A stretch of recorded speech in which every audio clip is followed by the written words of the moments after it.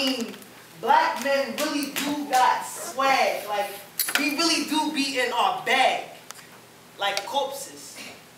Young black men. The only beings that can mimic the dead and still look alive. I mean, we do got soul. We just leave them on stoves. Cooking with the crack, chaos, confusion of our life. To be a zombie, don't have to be living dead. Just feel dead living. Feel that your heartbeat is annoying. That breathing takes up too much time you don't have. That blood looks pretty beautiful in concrete squares. Something like art to you. So then you'll pray for creativity. Praying for the day someone makes you into a masterpiece. Praying for the day someone makes you suicidal thoughts. Someone's homicide to claim.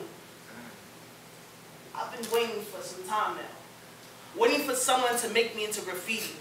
Waiting for someone to make my blood and hieroglyph off my hood. You see, I'm irritated by my heartbeat, embarrassed by my breath. I haven't felt alive in years.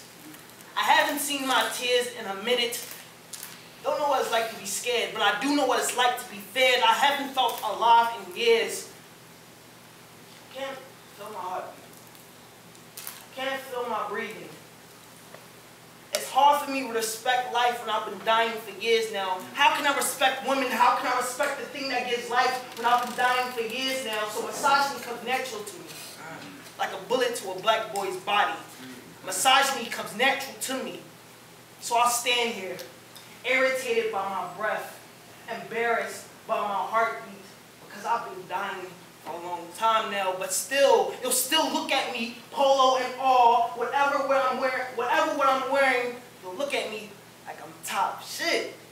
Because black men do got swag. I mean, we do be in our bag. We're the only beings that can not have feelings, but still be cool at the same time. We do got swag. Like, we do be in our bag.